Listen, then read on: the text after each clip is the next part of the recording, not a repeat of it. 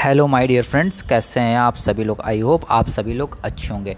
दोस्तों, आज की इस वीडियो में हम लोग कॉन्स्टिट्यूशनल लॉ का जो सेकंड पार्ट होता है उसके most important MCQ Hindi and English दोनों लैंग्वेज में डिस्कस करेंगे। तो दोस्तों, आई होप दोस्तों आपको ये वीडियो पसंद आएगी। दोस्तों, इससे पहले हम लोगों ने कॉन्ट्रैक्ट लॉ के जो कि आपका सेकंड पार्ट है उसके एमसीक्यू पार्ट 1 हमने डिस्कस किया, जिसकी लिंक आपको डिस्क्रिप्शन में मिल जाएगी। एंड अगर आप BLLB स्टूडेंट हैं सेकंड सेमेस्टर के, तो आप लोगों के लिए पॉलिटिकल साइंस के एमसीक्यू भी हम लोगों ने डिस्कस कर रखे हैं BLLB सेकंड सेमेस्टर का, तो वो भी आप लोग देख लेना, लिंक डिस्क्रिप्शन में है। साथ ही साथ फंडामेंटल राइट्स की एक अलग से वीडियो बनाई थी जिसमें एमसीक्यू एंड बहुत इंपॉर्टेंट टॉपिक्स हमने डिस्कस किए थे। तो चलिए वीडियो स्टार्ट करते हैं अपनी बिना किसी देरी करते हुए।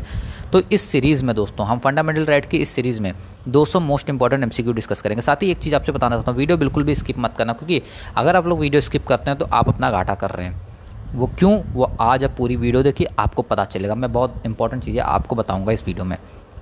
तो सबसे पहला क्वेश्चन है हमारा, fundamental rights are content in which part of the constitution of India. देखिए, मैंने फंडामेंटल राइट की एक वीडियो बनाई थी आप लोगों के लिए दोस्तों, उसमें मैंने काफ़ी सारे क्वेश्चन आपसे कराए थे। तो मैं पहला क्वेश्चन आपके ऊपर छोड़ रहा हूँ कि आप मुझे बताएं कि फंडामेंटल राइट के कितने पार्ट होते हैं, किस पार्ट में फंडामेंटल राइट कॉन्स्टिट्यूशन में डिफाइन किया गया है, ताकि हमें भी पता चले कि आप रिवीजन कैसा कर रहे हैं। अब आपसे पूछा जा रहा है, how many types of fundamental right are provided in the constitution of India. Bharat के संविधान में कितने प्रकार के मौलिक अधिकार प्रदान किए गए हैं। तो देखिए, सेकंड का आंसर क्या होगा, देखिए इसमें सेकंड का आपका आंसर होगा सी वाला। ओके, लेकिन अगर आपसे पूछे, इन केस अगर आपसे पूछ ले कि कितने how many types of fundamental are provided had, अगर आपसे पूछे कि कितने थे पहले, अगर आपसे पूछे कितने थे, तो पहले थे 7, अब हैं 6। ओके, तो आप करेंटली 6 फंडामेंटल राइट हैं, गारंटेड फंडामेंटल राइट है। थर्ड क्वेश्चन है, which of the following case is known as a fundamental right case. तो इसमें पूछा जा रहा है आपका फंडामेंटल राइट का कौन सा केस जाना जानता है। तो देखिए, बहुत इंपॉर्टेंट केस है, लैंडमार्क जजमेंट है आपका, आप सभी को पता होना चाहिए, केशवनंदन भारती केस। आप लोगों ने इसके बारे में काफ़ी ज़्यादा सुना होगा, लेकिन अभी तक पढ़ा नहीं होगा, मुझे ये चीज़ पता है, तो इसको आपको पढ़ना चाहिए। अब फोर्थ वाला क्वेश्चन है, देखिए फोर्थ वाला क्वेश्चन का आंसर सभी लोग टाइम टू टाइम अपना देते रहते हैं। फोर्थ का क्वेश्चन आपसे ये पूछा जा रहा है, does a foreign citizen have fundamental right under the Indian constitution. सीधा सीधा ये पूछा जा रहा है कि क्या जो विदेशी नागरिक होते हैं, जो इंडिया से बाहर से आते हैं, विदेशी जो होते हैं, हाँ, उनके पास हमारे फंडामेंटल राइट हैं जो कॉन्स्टिट्यूशन में दिए गए, उनके लिए हैं या नहीं है। तो इसमें आपके पास पहला ऑप्शन दिया जा रहा है, yes all fundamental right apply to all natural person. तो नहीं, सभी फंडामेंटल राइट फॉरेनर्स के लिए नहीं, विदेशियों के लिए नहीं है। बी कह रहा है, yes all fundamental apply to natural and justice person. जी नहीं, ये भी नहीं है। सी कह रहा, no fundamental rights only apply to Indian citizens. तो कह रहा कि कोई भी ऐसा फंडामेंटल राइट नहीं है जो विदेश से आए लोगों के ऊपर अप्लाई होता है, सिर्फ इंडियन सिटीजन्स के ऊपर अप्लाई होता है, ऐसा भी नहीं है। तो इसमें डी वाला ऑप्शन आपका करेक्ट है, क्योंकि कुछ फंडामेंटल राइट ऐसे हैं जो फॉरेनर्स के लिए भी हैं। ओके, वो कौन से हैं वो भी मैं आपको एक बार बता दूंगा। ओके, क्वेश्चन नंबर 5 की तरफ बढ़ते हैं। क्वेश्चन नंबर 5 हमारा क्या कह रहा है, right to equality is given in article. अब बताइए, राइट टू इक्वलिटी जैसा हम लोगों ने पढ़ा था, देखिए आप जो मैंने आपको फंडामेंटल राइट की एमसीक्यू की वीडियो पढ़ाई थी, जिसमें मैंने आपका पूरा कॉन्सेप्ट क्लियर कर दिया था कुछ ही मिनटों में। तो आपको फंडामेंटल राइट के जो भी क्वेश्चन आ रहे होंगे, फटाफट से आपको पता चल जाता होगा कि कौन सा आंसर होगा। ओके, तो आप लोग भी गेस करते रहिए। आप लोग बताइए, आप लोगों ने वीडियो देखी थी कि नहीं देखी थी, और अगर आपके लिए वो वीडियो हेल्पफुल हुई हो दोस्तों, तो प्लीज़ कमेंट में बता दीजिएगा, ताकि हमें पता चले कि हमारी जो मेहनत है वो आपके लिए सफल हो रही है, ताकि हम और भी वीडियो आपके लिए लेके आएंगे। Question number 5, right to equality कहाँ पे बताया गया है। आर्टिकल 14 से 18 तक बताया गया है, 18 से 19 तक बताया गया, 20 से 21 तक बताया गया, 32 में बताया गया है। तो दोस्तों, इसका सिंपली आंसर है आपका 5th वाले का ए, 14 से 18 तक बताया गया। ओके, इसके बाद बढ़ते हैं क्वेश्चन नंबर 6 की तरफ। Equality before law is an fundamental right. Okay, तो ये इसका तो भाई साहब, आप इक्वलिटी बिफोर लॉ इक्वल, आप देखते ही समझ जाएंगे कि इसका आंसर क्या होगा। तो इसका आंसर होगा आर्टिकल 14, इक्वलिटी बिफोर लॉ का। जहाँ पे आप देखें तो ये आपका आर्टिकल 14 बताता है। ओके, कानून के समक्ष समानता। ओके, आप जहाँ ये सब देखेंगे आपको क्या याद आना है, आर्टिकल 14 याद आ जाएगा। अब इसमें पूछा जा रहा है, the equality provision article 14 of the constitution of India has been influence by the constitution of. अब आपसे पूछा जा रहा है, जो आपका आर्टिकल 14 है वो कहाँ से लिया गया है, बताइए कहाँ से, उसके प्रावधान कहाँ से लिए गए हैं। USA से, कनाडा से, जापान से, ऑस्ट्रेलिया से। तो ये क्वेश्चन हम लोगों ने डिस्कस किया था। इसका आंसर आपका क्या होगा, USA से। ओके, संयुक्त राष्ट्र अमेरिका से लिए गए हैं। अब विच of the following is a true and correct regarding article 14 of the constitution of India. Bharat के संविधान के अनुच्छेद 14 के संबंध में निम्नलिखित में से कौन सा सत्य और सही और सही है। देखिए जो हमारा कॉन्स्टिट्यूशन का पार्ट सेकंड है, पार्ट फर्स्ट तो आप लोग पढ़ चुके होंगे फर्स्ट सेमेस्टर, पार्ट सेकंड जो आपका जिसमें आपके एमसीक्यू आने, तो देखिए उसमें मोस्टली जो आपके एमसीक्यू आएंगे, फर्स्ट आपके फंडामेंटल राइट से बहुत एमसीक्यू आने वाले, बहुत ज़्यादा। उसके बाद आपके जो directive principle of state policy, ये दूसरा टॉपिक, ये 2 टॉपिक आपको बिल्कुल अच्छे से रट लेने, बहुत अच्छे से रट लेने। एंड इसके बाद जो टॉपिक है वो भी मैं आपको बताऊंगा, जैसे आपका फंडामेंटल ड्यूटीज़ होंगे, अमेंडमेंट होगा, इमरजेंसी प्रोविजंस होंगे, और भी क्वेश्चन होंगे, वो भी हम डिस्कस करेंगे। तो देखिए अभी हमारे सामने है क्वेश्चन नंबर 8। क्वेश्चन नंबर 8 क्या कह रहा है, which of the following is a true correct regarding article 14 of the constitution of India. Bharat के संविधान के अनुच्छेद 14 के संबंध में निम्नलिखित में से कौन सा सत्य और सही है, बताइए। इट फॉरबिड्स क्लास लेजिस्लेशन, यह वर्ग विधान को मना करता है क्या। इट्स अलाउ रीजनेबल क्लासिफिकेशन, या समुचित वर्गीकरण को अनुमति देता है क्या। C both A and B, या D none of the above, C A और बी दोनों, या डी इनमें से कोई नहीं। तो ये भाई आपका आंसर इसका हो जाएगा बी। ओके, अब इसके बाद चलते हैं क्वेश्चन नंबर 9 की तरफ।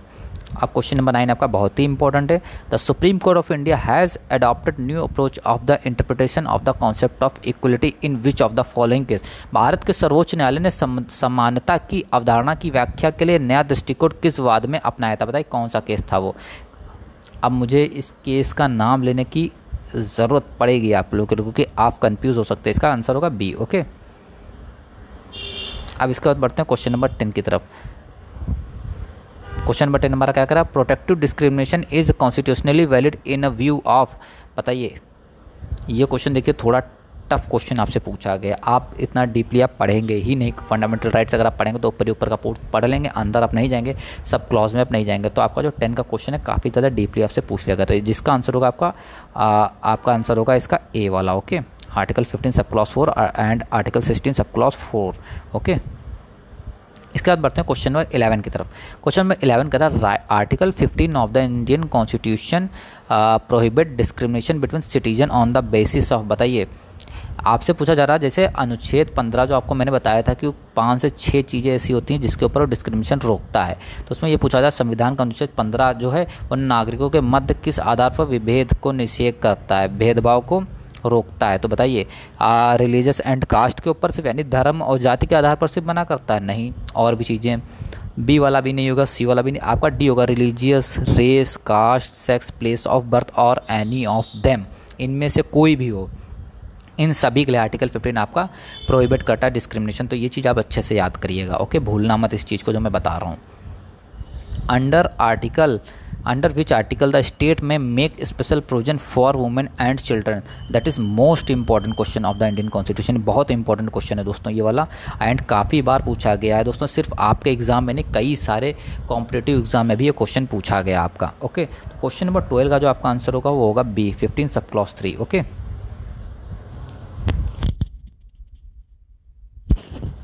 क्वेश्चन नंबर 13 क्या कह रहा है, backwardness under article 15 sub clause 4, अनुच्छेद 15 सब क्लॉज 4 के तहत पिछड़ापन है, क्या है। Must be social and educational है, ए यानी सामाजिक और शैक्षिक होना चाहिए, and B must be social and not necessary to be educational, C must be economical as well social, D are none of the above. तो जो आपका 13 का आंसर होगा सीधा ए वाला होगा, must be social and educational, सामाजिक और शैक्षिक होना चाहिए। Okay, must be social and educational.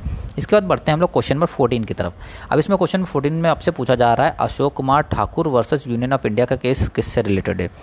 तो आप लोग बताइए 14 का आंसर क्या होगा, constitutional of article 15 sub clause 5 संवैधानिक। ओके, अब बढ़ते हैं question number 15, the equality of opportunity in matter of public employment तो is guaranteed to all citizen of India.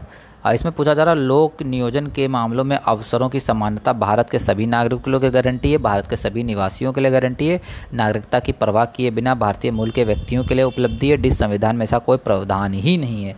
तो 15 का आपका आंसर होगा 15 का A, is guaranteed to all citizen of India. Question number 16 की तरफ बढ़ते हैं। Under article 16 the word any employment और ऑफिस अप्लाइज किसके ऊपर, ओनली टू पब्लिक एम्प्लॉयमेंट या प्राइवेट एम्प्लॉयमेंट पे होता है, दोनों पे होता है, D none of the above होता है। देखिए 16 का आंसर आपका सिंपल ही है, आपका अभी ये जो भी अप्लाई की बात होती है सिर्फ पब्लिक एम्प्लॉयमेंट के ऊपर होती है, ठीक, सार्वजनिक जो भी प्राइवेट एम्प्लॉयमेंट के ऊपर कोई बात नहीं होती इस चीज़ से रिलेटेड। काफ़ी सारे पॉलिटिशियंस इस मुद्दे को उठाते हैं वोट के लिए, बट अभी फिलहाल इस पर कोई भी नहीं है। क्वेश्चन नंबर 17 की तरफ बढ़ते हैं। क्वेश्चन नंबर 17 क्या कह रहा है, in which case did the Supreme Court देखिए जो भी आपके केस वाले एमसीक्यू आएंगे तो देखिए इसको आपको बहुत अच्छे से पढ़ना होगा। इसमें क्या कह रहा है, equality of opportunity, admit discrimination with reason and prohibit discrimination without reason. तो ये केस किस में आपसे पूछा जा रहा है, ये आपको लाइन याद रख लेनी इसमें, ये इंपॉर्टेंट है, आपके एग्जाम में आ सकता है, इस बार फिर से रिपीट हो सकता है। तो क्वेश्चन नंबर 17 के आपके ऑप्शन सामने, 17 का आपका आंसर होगा ए, स्टेट ऑफ केरला और से NM थॉमस। क्वेश्चन नंबर 18 की तरफ बढ़ते हैं। It has been said in many cases Devadasan versus union of India that article 16 should be read with. Article 16 को पूछ रहे हैं किस केस में, इस केस में बताया गया था कि आर्टिकल 16 को किस आर्टिकल के साथ रीड करना चाहिए, बताइए 15 एंड 32, 46 एंड 32, 46 एंड 35 या 45 एंड 32। तो 18 का आपका आंसर होगा बी वाला, ओके, 46 एंड 35। अब इसके बाद बढ़ते हैं क्वेश्चन नंबर 19 की तरफ। Right to equality of opportunity in the matter of public employment is a right under industrial dispute, contract, constitutional right या पार्टनरशिप एक्ट के अंदर, बताइए। तो 19 का आंसर आपका बिल्कुल सिंपल है, कॉन्स्टिट्यूशनल राइट है, ये संवैधानिक अधिकार है आपका। ये creamy layer rule was first let down in the case of, बहुत इंपॉर्टेंट है ये क्रीमी लेयर रूल, ये आपसे पूछा जा सकता है इस बार फिर से क्वेश्चन। देखिए इसमें से काफ़ी सारे क्वेश्चन आपके पेपर में रिपीट होने के चांसेस हैं, तो आप इनको ज़रूर पढ़िएगा। Indira Sahni versus union of India का बहुत लैंडमार्क केस है ये, बहुत ज़्यादा लैंडमार्क केस है, बहुत इंपॉर्टेंट केस है आपके लिए। 21 carry forward rule was held to be ultra vires in the case of. तो ये आपका 21 का जो आपका आंसर होगा वो होगा ए, ओके, सॉरी फॉर दैट, मैंने यहाँ पे आल्ट बना दिया आप लोगों के लिए। By which of the following constitutional amendment clause 4B was added in to article 16 of the constitutional, कौन से संवैधानिक संशोधन द्वारा 4B अनुच्छेद 16 में जोड़ा गया था, बताइए। 80, 82, 81, 85, 80, 82, 81, 85। तो आपको क्वेश्चन नंबर 22 का आंसर होगा सी वाला, 81st अमेंडमेंट जो आया था आपका, ओके, उसमें। Which of the following case is popularly known as Mandal case, ये बहुत इंपॉर्टेंट है, मंडल केस वाला आपका बहुत इंपॉर्टेंट क्वेश्चन है। तो देखिए जो 23 का आपका जो आंसर होगा वो सी होगा, Indira Sahni versus union of India के केस, ओके, इंदिरा साहनी बनाम भारत संघ। ये जो मैं केसेस वाले बता रहा हूँ आप लोग स्किप करेंगे, लेकिन एक चीज़ याद रखिएगा, आपके जो कानपुर यूनिवर्सिटी केसेस से रिलेटेड अच्छे खासे MCQ आपको दे देती है, 10 से 15 MCQ आपके केस वाले आ सकते हैं, तो आप लोग छोड़िएगा मत। और ये जो इसमें दिए हैं, देखिए आज एक पार्ट 200 MCQ होंगे, उसमें जितने भी होंगे वो आपको करने ही करने, प्लीज़ मैं आपसे रिक्वेस्ट कर रहा हूँ, प्लीज़ आप अच्छे से पढ़िएगा ताकि आपके मार्क्स अच्छे हैं। मैं चाहता हूँ बस आप लोगों के नंबर अच्छे आ जाएं, बस मेरा इतना ही मोटिव है। क्योंकि जब मैंने स्टार्ट किया था इस यूनिवर्सिटी से LLB या BLLB मैंने स्टार्ट की थी, तो कोई भी गाइडेंस करने वाला नहीं था, कोई भी MCQ नहीं थे, कोई भी नोट्स नहीं था, कुछ भी नहीं मिलता था। बट मैंने उस चीज़ को समझा एंड आप लोगों की हेल्प करने के लिए चैनल चलाया। तो आप फटाफट से क्या करिए, बस मुझे सपोर्ट करने के लिए एक लाइक कर दीजिए और एक कमेंट करके बता दीजिए कि आपको हमारे इस यूट्यूब चैनल से हेल्प हो रही है, बस इतना बता दीजिए। फिर मैं देखिए कैसे वीडियो आपके लिए लेके आता हूँ, कितनी वीडियो लेकर, तो बस इतना बता दीजिए कि आपकी हेल्प हो रही है हमारे चैनल से या नहीं हो रही, बस इतना सा काम कर दीजिए। और फटाफट से दोस्तों, यार आप लोग चैनल सब्सक्राइब नहीं करते हैं, चैनल सब्सक्राइब कर लीजिए, क्योंकि मैंने देखा है इनसाइट्स में अपने कि आप लोग वीडियो देखते हैं, चैनल सब्सक्राइब नहीं करते हैं, वीडियो लाइक भी नहीं करते हैं और ऐसे ही चले जाते हैं, बुरा लगता है। थोड़ा कर दीजिए, सपोर्ट कर दीजिए, बस अपना सपोर्ट दिखा दीजिए। चलिए क्वेश्चन नंबर 24 की तरफ बढ़ते हैं। क्वेश्चन नंबर 24 क्या कह रहा है, untouchability is abolished and its practice in any form is forbidden under. अब देखिए बहुत अच्छा क्वेश्चन है, अनटचेबिलिटी के ऊपर पूछा जा रहा है, तो 24 का आंसर आपका होगा सी वाला, आर्टिकल 70, ओके, अनुच्छेद 17 बात करता है abolition of untouchability. Practicing untouchability is violation of a constitutional right है, एक क्राइम ऑफेंस है, बोथ है, या violation of a legal right only, बताइए क्या है, बताइए क्या है। 25 का आंसर क्या होगा, बोथ है, क्रिमिनल ऑफेंस भी है भैया और ये वायलेशन ऑफ कॉन्स्टिट्यूशनल राइट भी है, आपका होगा सी वाला, यानी ये A B दोनों आपके सही आंसर हैं, ओके। इसके बाद है which of the following cases prohibited without the consent of president of India according to article 18, निम्न में से कौन सा राष्ट्रपति की सहमति के बिना स्वीकार करना निषेध है, बताइए। Conferment of title, accepting any title from foreign state, C accepting any gift और office of any kind from और under the any foreign state, या ऑल द अबव। तो 26 का आपका आंसर होगा डी, ऑल द अबव, उपरोक्त सभी, okay. मैं इसको मार्क कर देता हूँ। 27 a citizen of India who holds any office or profit or trust under the state cannot accept any title from foreign state with the consent of the. तो बताइए 27 का जो आपका आंसर होगा, फटाफट से आप लोग देख लीजिए, ए वाला होगा प्रेसिडेंट। ओके, राष्ट्रपति की सहमति के।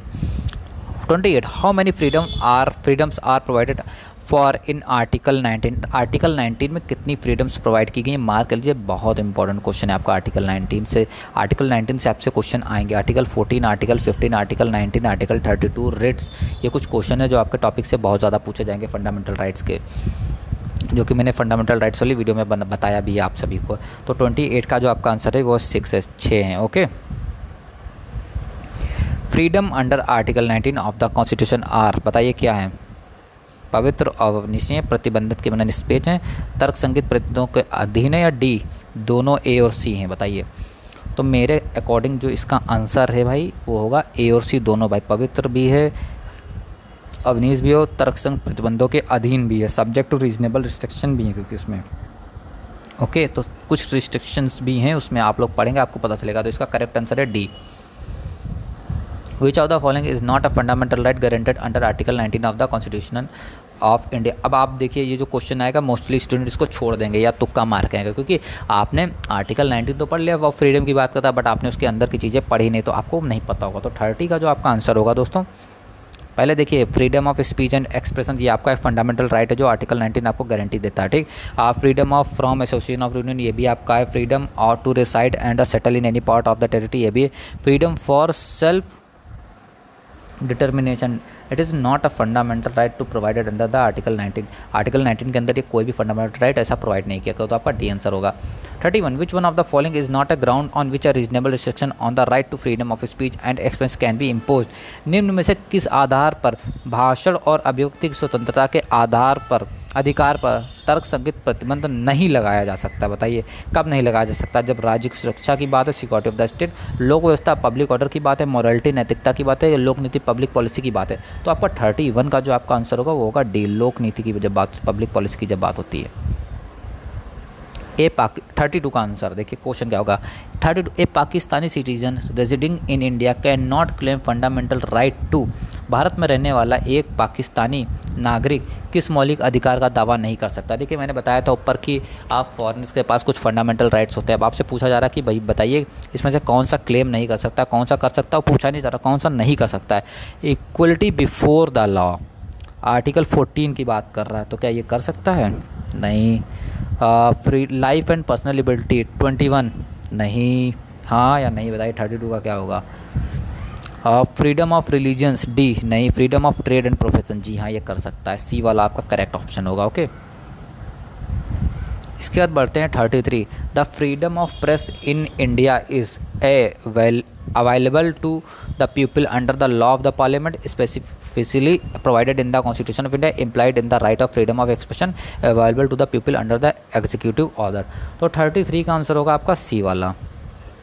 आपके राज की बात बताऊं दोस्तों, मैंने अपना फर्स्ट सेमेस्टर में एंड सेकंड सेमेस्टर में कॉन्स्टिट्यूशनल लॉ को ऐसा पढ़ा था, इतना अच्छे से पढ़ा था दोस्तों, आप लोग यकीन नहीं करेंगे कि उसके बाद मुझे दोबारा उसको पढ़ने की ज़रूरत नहीं पड़ी। ऐसा मैंने बहुत मेहनत की थी। आज भी मुझे fundamental rights, directive principle of state policy, writs, amendment, यानी कुछ इसके जो ऐसे कुछ चीज़ें हैं जो मुझे आज भी अच्छे से याद हैं, रिमेंबर हैं। ओके, तो आप लोग भी कॉन्स्टिट्यूशन को अच्छे से पढ़े। काफ़ी सारे लोग क्या करेंगे कि उनका एमसीक्यू हो जाएगा, पेपर कंप्लीट हो जाएगा, उनको कहेंगे बस हो गया, अब मेरा बस हो गया।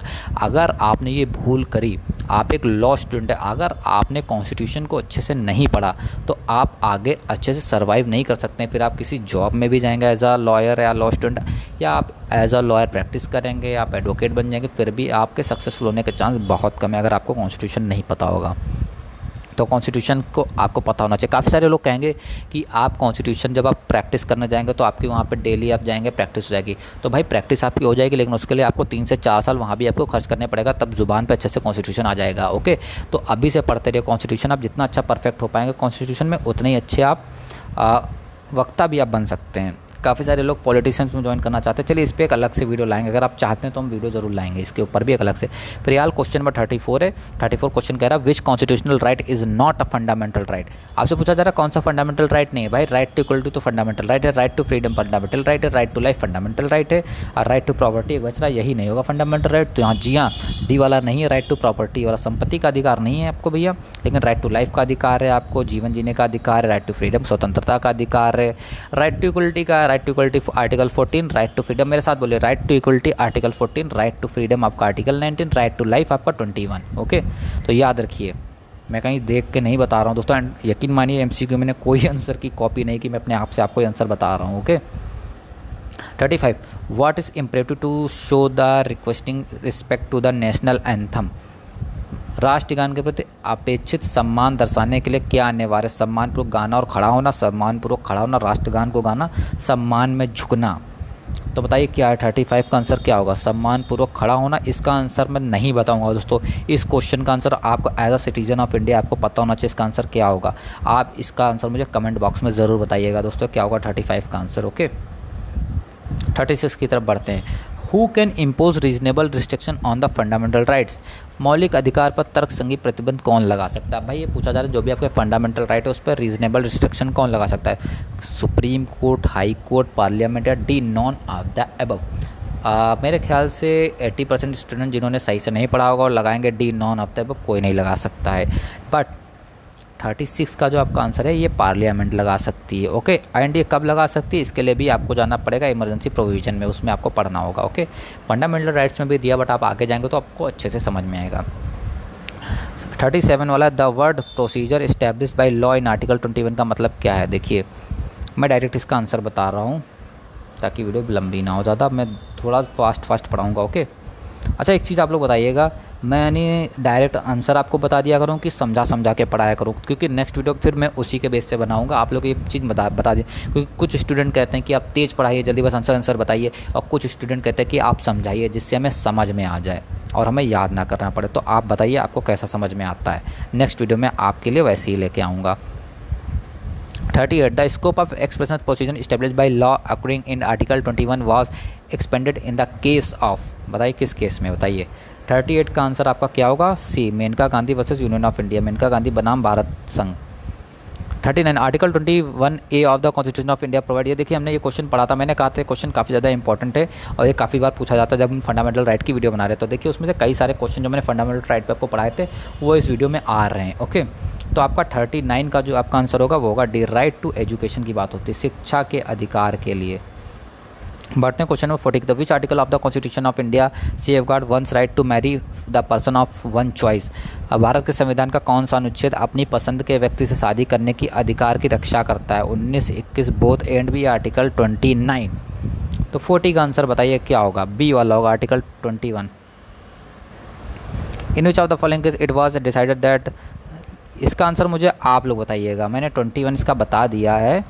इसका आंसर एक बार प्लीज़ आप लोग कंफर्म करके मुझे बता देना क्या है, 21 ही होगा मेरे according. Okay, in which of the following case it was decided that telephone tapping is violation of right to privacy, निम्नलिखित में से किस निर्णय में अभिधारित किया गया कि दूरभाषा टेलीफोन टैप करना एकांतता के अधिकार का उल्लंघन है।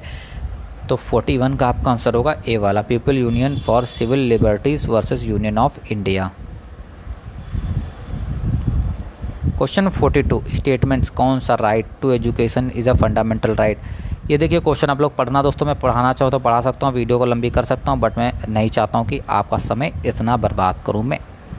तो 42 का आंसर आपका होगा, लेकिन ये क्वेश्चन पढ़ जरूर लेना, ये नहीं कि जो मैंने आंसर बता दिया बस वही पढ़ें, ये पढ़ ज़रूर लेना आप लोग, इस टाइप के क्वेश्चन भी आपके आ सकते हैं, पढ़ना ज़रूर है।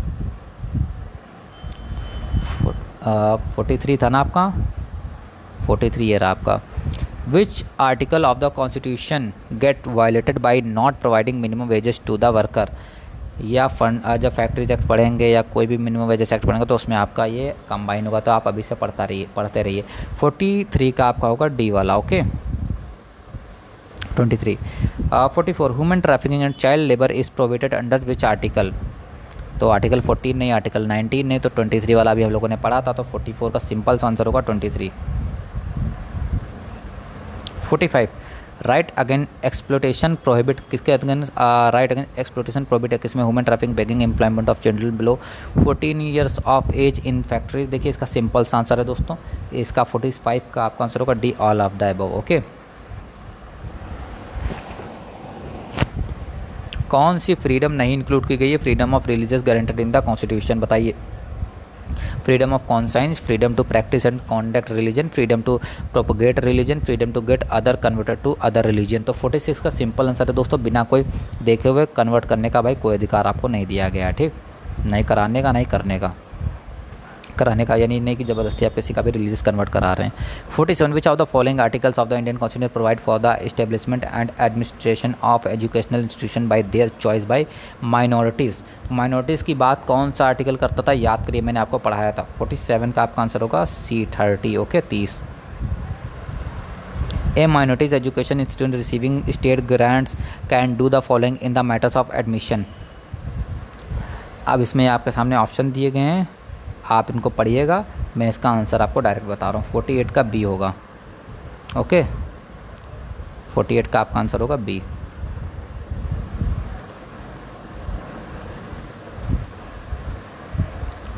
विच is not leading us on the freedom of religious, इसका आपको आंसर बताना होगा 49 का, ओके, ढूंढ के आप लोग बताना। ऐसा नहीं कि मुझे पता नहीं, मैं चलिए मैं आपको आंसर का कुछ हिंट दे देता हूँ। इसका आंसर या तो आपका ए होगा या सी होगा, ओके, इसमें से आंसर बताइएगा 49 का आंसर क्या होगा, ए या सी, मुझे पता है बट मैं आपको भी थोड़ा काम पे लगाऊं ताकि आप भी तो देखें, बताइए क्या है। 50, यहाँ से आपके बहुत इंपॉर्टेंट टॉपिक स्टार्ट होता है, okay. One can move under article 32 of the constitution of India for the enforcement of DPSP या फंडामेंटल राइट, या दोनों या कोई नहीं, बताइए। 50 का आंसर होगा बी, फंडामेंटल राइट। देखिए आर्टिकल 32 आपका बात करता है रिट्स की, ओके, ये बहुत इंपॉर्टेंट है, इससे क्वेश्चन अब आपके स्टार्ट होंगे। देखिए अब आपके जो रिट्स के क्वेश्चन स्टार्ट हो रहे हैं बहुत ज़्यादा इंपॉर्टेंट, इनको आपको बहुत अच्छे से पढ़ना होगा। विच of the following protects personal freedom, बताइए पर्सनल फ्रीडम कौन सी रिट आपको प्रोटेक्ट करती है। आपके रिट दी गई हैं 4 तरह के सामने दी गई हैं, तो 51 का आपका आंसर होगा दोस्तों सी वाला, ओके, 51 का आपका आंसर होगा हबीस corpus. Which of the following case was the first case where the strict adherence to the rule of law standard was diluted? तो आपका देखिए, सॉरी फॉर दैट, ओके, तो 52 का जो आपका आंसर होगा दोस्तों वो होगा आपका ए। 53 का आपका आंसर होगा दोस्तों, थोड़े क्वेश्चन में जल्द से आपको बता दे रहा हूँ, जो मुझे समझाने नहीं है, जो समझाने वाले क्वेश्चन उनको मैं समझा दूंगा। Which of the following city set to be the golden triangle of the Indian constitution. Golden triangle किसको कहा जाता है, that is most important question of the constitution, बहुत इंपॉर्टेंट क्वेश्चन है, बताइए गोल्डन ट्राइंगल किसको कहा जाता है। स्वर्ण त्रिभुज किसको कहा जाता है, संविधान का स्वर्ण त्रिभुज किसको कहा जाता है। 14, 15, 16 को, 20, 21, 22 को, 14, 19 और 21 को। तो इसका आंसर आपको बिना सोचे समझे आपको बता देना चाहिए अभी तक, क्या होगा। 54 का होगा डी, मोस्ट इंपॉर्टेंट आर्टिकल है। Article 14 right to equality, article 19 right to freedom and article 21 right to life. तीनों आर्टिकल बहुत ज़्यादा इंपॉर्टेंट है, इनसे क्वेश्चन भी आपके बहुत ज़्यादा आते हैं। The person associated with PIL is important question है। 55 वाला आपका ए वाला इसका आंसर होगा। 56 है ए लॉ विच आर्बिट्रेटरी और excessively invalid the right of a person, बताइए क्या होगा। 56 का आपका आंसर होगा ए। 57 की तरफ बढ़ते हैं। 57 का आपका आंसर होगा दोस्तों बी वाला, ओके। 58 की तरफ बढ़ते हैं। 58 का आपका आंसर होगा डी वाला।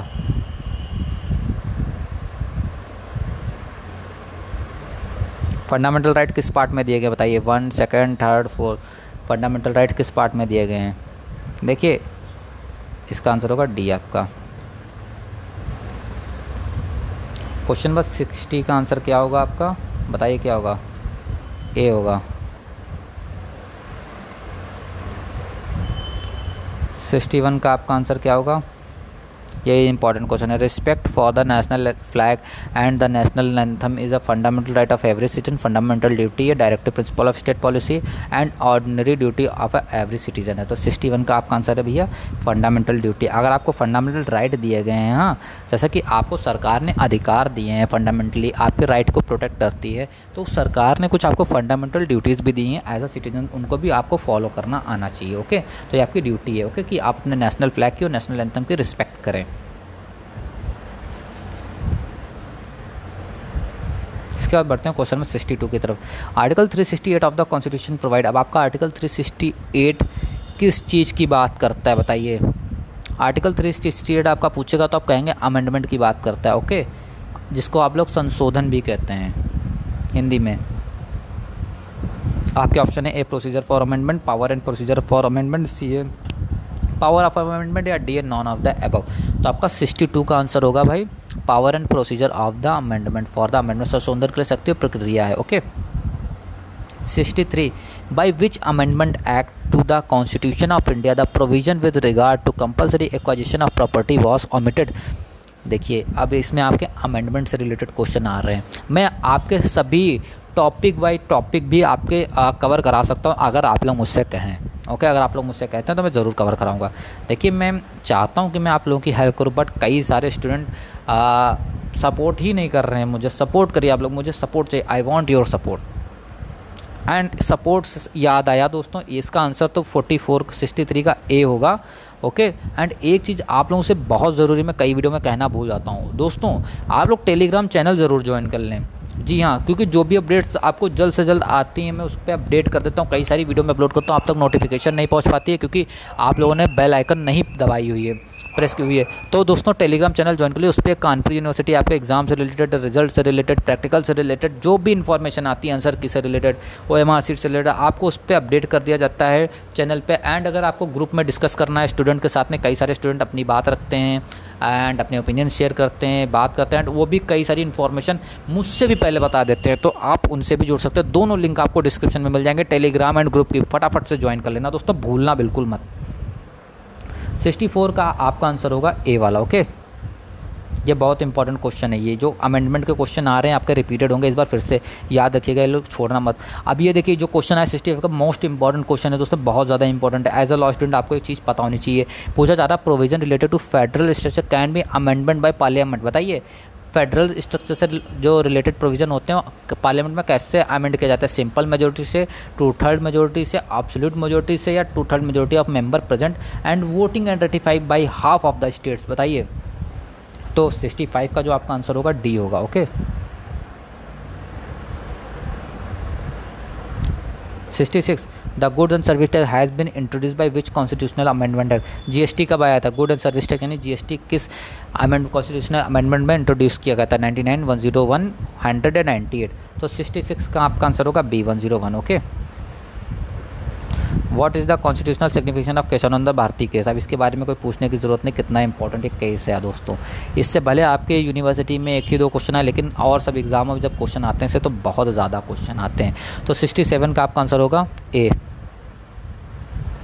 इस जहाँ भी क्वेश्चन दिखे आपको doctrine of basic structure of the constitution fundamental right, आपको जहाँ ऑप्शन दिखे आप लगा देना। Okay concept of judicial review in India is inspired by the constitution of. बताइए जुडिकल रिव्यू का कॉन्सेप्ट जो इंडिया में कहाँ से इंस्पायर्ड है? कहाँ से? ब्रिटेन, फ्रांस, यूएसए या स्विट्जरलैंड। स्पेलिंग भी गलत लिखी हुई है इसमें स्विट्जरलैंड की। तो 68 का आंसर होगा सी यूएसए, संयुक्त राष्ट्र अमेरिका से। Who empower to proclaim emergency? जैसा मैंने कहा था इमरजेंसी से रिलेटेड आपके क्वेश्चन आएंगे। बताइए इमरजेंसी आपातकाल की घोषणा करने की शक्ति किसके पास है? प्रधानमंत्री के पास, मंत्री परिषद के पास, भारत के राष्ट्रपति के पास है, उपरोक्त सभी के पास है। तो 69 का सिंपल आंसर है दोस्तों, सिर्फ प्रेसिडेंट के पास होती है power. Okay how many types of emergency have been invested by the Indian constitution? कितने टाइप की इमरजेंसी भारतीय संविधान में बताई गई? बताइए 2, 3, 4 या नॉन ऑफ द अबव। तो 70 का आंसर होगा 3। Okay B. Scope of article 356 was examine in the case of. एक मिनट फॉर आपका जो कौन सा क्वेश्चन है? क्वेश्चन 71 का आपका आंसर होगा ए। ओके 72 की तरफ बढ़ते हैं। When emergency is an operation the president of India में declare that all fundamental right suspended, all fundamental right except article 20 and 21 are suspend, all fundamental right except article 19 and 20 are suspended या D none of the above. तो आपका जो 72 का answer होगा दोस्तों वो होगा बी। ओके ये 2 राइट्स को छोड़कर सारे आपके राइट जो सस्पेंड कर सकते हैं राष्ट्रपति जी। ओके जब इमरजेंसी वो लगाते हैं। The royal command of court for enforcement of A fundamental right is the called PIL, red direction या नॉन ऑफ द अबव। तो 73 का आपका आंसर होगा बी वाला। ओके इसमें अभी तक आपके रेड के क्वेश्चन बहुत कम मुझे अभी तक देखने को मिले हैं, बट आप देखिए आगे मैंने कहा कम देखने के मिले, देखिए 2 क्वेश्चन आगे रेड के क्वेश्चन आप लोग अच्छे से पढ़ लेना। रेड के क्वेश्चन आपके और भी ज़्यादा पूछे जा सकते हैं, भले इसमें आपके कम दिख रहे हो। ओके तो आप लोग उसके अलग से तैयार जरूर कर लेना। 74 का क्वेश्चन आपका है, 74 का आपका आंसर होगा दोस्तों सी वाला मैंडमस। 75 का आपका आंसर होगा दोस्तों 75 का आंसर होगा आपका ए वाला। 76 का आपका आंसर होगा दोस्तों डी वाला। 77 का आपका आंसर होगा दोस्तों डी वाला। थोड़ा मैं जल्द बता रहा हूँ दोस्तों, क्योंकि अभी और भी वीडियो आप लोगों के लिए लानी है एंड मुझे अपना भी थोड़ा आप लोगों के लिए बहुत सारी मेहनत मुझे करनी है, तो मैं थोड़ा जल्द से आपको बता रहा हूँ ताकि आप लोगों के एग्ज़ाम अच्छे हो सके। मेरी बस यही कोशिश है दोस्तों। 78 का ऑप्शन क्वेश्चन का आंसर होगा D. Okay. In India right to education is a क्या है बताइए? कॉन्स्टिट्यूशनल राइट है, स्टैट्यूटरी राइट है, फंडामेंटल राइट है, कॉमन लॉ राइट है, बताइए राइट टू एजुकेशन क्या है आपका? 79 का आंसर होगा सी, फंडामेंटल राइट है आपका राइट टू एजुकेशन दोस्तों। क्वेश्चन नंबर 80 जो आपका है उसका आंसर होगा 42। 81 इसका होगा आपका 2 मंथ। ओके सी। 81 का होगा सी वाला। 82 का क्या होगा? डी वाला, नॉन ऑफ द अबव भाई, उपरोक्ता में से कोई भी नहीं है। 83 का क्या होगा बताइए? ए होगा, सेल बी फ्री। एंड 84 का आपका आंसर क्या होगा? पूछा जा रहा provision related to trade commerce and intercourse are provided under which part, बताइए फंडामेंटल राइट में प्रोवाइड किया गया, किस पार्ट में बताइए प्रोवाइड किया गया? तो 84 का आपका आंसर होगा, इसका आंसर आप ही मुझे बता दीजिए किस में बताया गया। 84 का आंसर आपको बताना, इससे पहले मैंने क्वेश्चन दिया था वो, और 84 का आंसर आपको बताना होगा। Okay. Power of parliament to impose restriction on trade commerce and intercourse is given under which article, बताइए किस में बताया गया? 85। अब तो आप बता ही देंगे, जो मैंने ऊपर पूछा था उसका बताइए। अब आपको बस इतना पता करना है कि आर्टिकल 302 किस में बताया गया, किस पार्ट में? Which of the following article contain the right to religious freedom, बताइए किस में बताया गया? देखिए इंपॉर्टेंट क्वेश्चन है। 86 का आपका आंसर होगा दोस्तों ए वाला, 25 से 28 तक बताया गया। ओके। 87 वाला आपका क्या आंसर होगा? बी होगा, मोरारजी देसाई गवर्नमेंट थी तब। Okay. Right to education become a fundamental right, और राइट टू एजुकेशन कब फंडामेंटल राइट बनाता, बताइए इंपॉर्टेंट है 88 वाला। तो 88 का आंसर होगा आपका बी, 1 अप्रैल 2010 को। Okay. Another name of euthanasia is क्या है बताइए? तो 89 का आपका आंसर होगा बी, मर्सी किलिंग, दयात्ता। Okay. The case related to, बताइए क्या है, बताइए कौन सा केस इससे रिलेटेड? 90 का सी। फंडामेंटल ड्यूटीज़ कम अंडर, बताइए कौन से पार्ट में और कौन से आर्टिकल से स्टार्ट है फंडामेंटल ड्यूटीज़ आपकी, बताइए। 91 का आपका आंसर है सी, सी वाला है। क्या मैं सही जवाब दे रहा हूँ आपको? सी वाला है, आप मुझे कंफर्म करके बताइएगा दोस्तों। मैंने तो अपना आंसर बता दिया सी वाला, क्या सी वाला है? सही में बताइएगा। How many fundamental duties were originally listed, बताइए कौन सी फंडामेंटल ड्यूटीज़ ओरिजिनली लिस्टेड हैं? 9, 10, 11, 12, बताइए। 92 का आंसर होगा आपका बी, 10। 93 का आपका आंसर होगा डी। 94 का आपका आंसर होगा दोस्तों बी। 95 का आपका आंसर होगा दोस्तों ए वाला। ओके। 96 का आपका आंसर होगा ए, हाँ। 97 का आपका आंसर होगा बी। 98 का आपका आंसर होगा दोस्तों सी। दोस्तों हम लोग यहाँ 99 पे 100 पे दोस्तों बढ़ गए दोस्तों। वीडियो एक बार एंड होने वाली है दोस्तों, फटाफट से दोस्तों वीडियो लाइक कर दीजिएगा दोस्तों। एंड प्लीज़ दोस्तों इस वीडियो को ज़्यादा से ज़्यादा स्टूडेंट से शेयर करिए एंड टेलीग्राम चैनल ज़रूर ज्वाइन कर लेना। 99 का आपका आंसर होगा दोस्तों बी वाला। ओके। आर्टिकल 26 एंड लास्ट 100 नहीं, इसके बाद सेकंड पार्ट अगर आपको चाहिए तो आपको कमेंट करके बताना पड़ेगा कि भाई इसका सेकंड पार्ट चाहिए हमको, तभी वो अपलोड होगा, अदरवाइज़ वो अपलोड नहीं होगा। तो आपको बताना पड़ेगा कि आपको सेकंड पार्ट चाहिए, नहीं चाहिए तो कोई बात नहीं, आप लोग मत बताइए भाई, आप लोगों का एग्ज़ाम आप लोगों की मर्ज़ी दोस्तों। मेरी तो काम है बस आपकी हेल्प करना, जो भी आप कहेंगे उस पर वीडियो में लेके आ जाऊंगा, जो भी टॉपिक आप बताएंगे। ए वाला होगा उसका आर्टिकल 13 है दोस्तों। वीडियो यहीं पे एंड करता हूं दोस्तों। वीडियो देखने के लिए बहुत बहुत धन्यवाद दोस्तों आप सभी के सपोर्ट के लिए बहुत बहुत ज़्यादा मैं शुक्रगुजार हूँ आप सभी लोगों का। थैंक यू सो मच दोस्तों। कोई भी क्वेश्चन हो आपके फटाफट से दोस्तों आप हमें इंस्टाग्राम, फेसबुक या ट्विटर पर फॉलो करके हमसे कोई भी क्वेश्चन का आंसर आप पा सकते हैं। सभी की लिंक आपको डिस्क्रिप्शन में मिल जाएगी। थैंक यू सो मच दोस्तों वीडियो देखने के लिए।